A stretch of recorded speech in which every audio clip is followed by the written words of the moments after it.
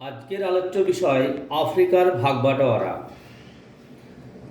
1870 খ্রিস্টাব্দ পর্যন্ত আফ্রিকা ইউরোপের ঔপনিবেশিক সাম্রাজ্যবাদীদের কাছে অনাবিষ্কৃত ছিল। তাই আফ্রিকাকে বলা হতো অন্ধকারাচ্ছন্ন মহাদেশ।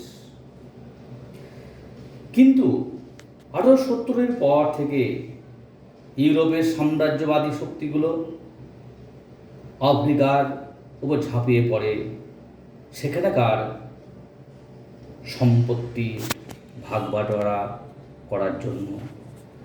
রবীন্দ্রনাথ ঠাকুর তার আফ্রিকা কবিতায় বলেছেন, হায় ছায়াবৃতা, কাল ঘোমটার নিচে অপরিচিত ছিল তোমার মানব রূপ, উপেক্ষার আবিল দৃষ্টিতে এলো ওরা লোহার হাত করে নিয়ে, নখ যাদের তীক্ষ্ণ তোমার নিগড়ের চেয়ে এলো মানুষ ধরার দল। কবিগুলো এই মানুষ ধরার দল বলতে সাম্রাজ্যবাদীদের বুঝিয়েছেন।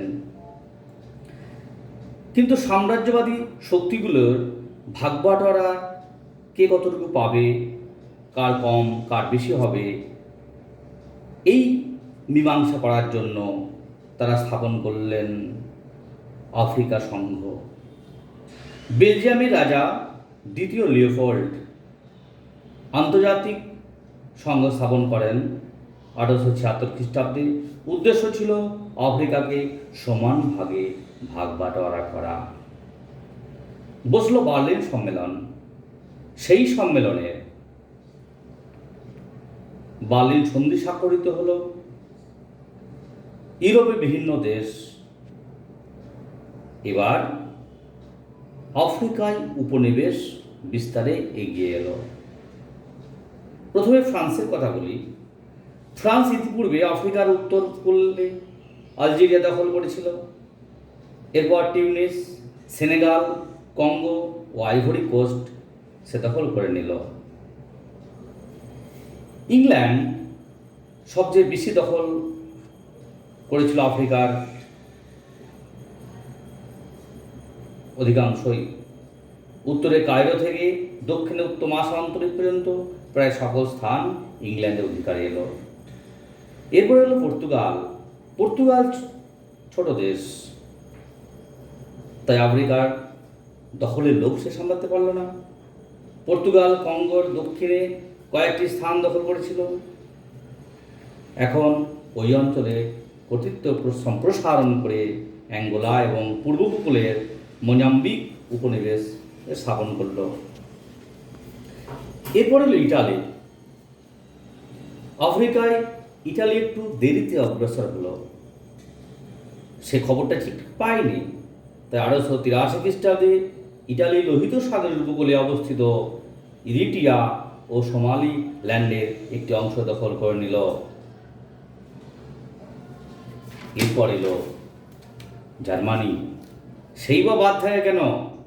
কারণ আন্তর্জাতিক রাজনীতির জাদুকর অটো ভন বিসমার্ক আফ্রিকায় সাম্রাজ্য বিস্তারের নীতি গ্রহণ করে তার রাজত্বের শেষ পর্বে জার্মানি আফ্রিকা মহাদেশের দক্ষিণ পশ্চিম এবং দক্ষিণ পূর্ব অংশ, ক্যামেরুন ও টোগোল্যান্ড অধিকার করেছিল। এরপর এলো স্পেন। আফ্রিকা মহাদেশের উত্তর পশ্চিম উপকূলে অবস্থিত একটি প্রদেশ ও জিব্রাল্টার বিপরীত দিকের কিছু অঞ্চল উত্তর স্পেনের অধিকার। উত্তর উপর স্পেন তার আধিপত্য স্থাপন করল। এতক্ষণ ইউরোপের ভাগবাটোয়ারা নিয়ে ইউরোপীয় সাম্রাজ্যবাদীরা আফ্রিকার ভাগবাটোয়ারা নিয়ে যে ব্যস্ত হয়ে পড়েছিল, তোমরা একটু কার্টুনের মাধ্যমে সেটা দেখে নাও। দেখো এখানে কার্টুন চিত্রে Portugal, Spain, France, Belgium, England, Holland, Italy কীভাবে আফ্রিকাকে আঁচড়ে মুচড়ে ভাগ করেছিল দেখছো।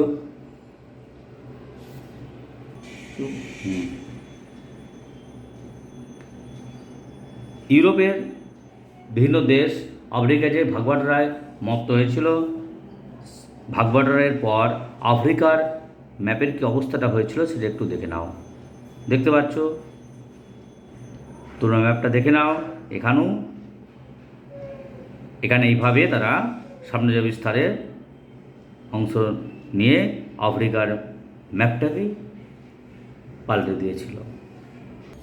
এতক্ষণ তোমাদের আফ্রিকার বাটোয়ারা নিয়ে আলোচনা করলাম। এখন তোমাদের মনে প্রশ্ন আসতে পারে, এর ফলে কি হয়েছিল? এর ফলে কি হয়েছিল সেটা তোমরা এর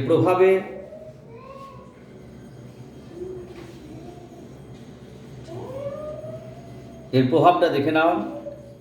যে প্রভাবের যে পয়েন্টগুলো আমি দিয়েছি সেগুলো নোট করো।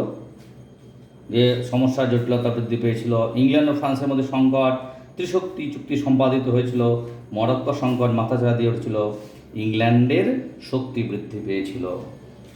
তাহলে কবিগুরুর কথা দিয়ে শেষ করি। এইভাবে অসহায় আফ্রিকাবাসীর মাতৃভূমি ইউরোপীয় দেশগুলির সাম্রাজ্যবাদী হানার শিকার হলো। কবিগুরুর ভাষায় এলো, ওরা লোহার হাত করে নিয়ে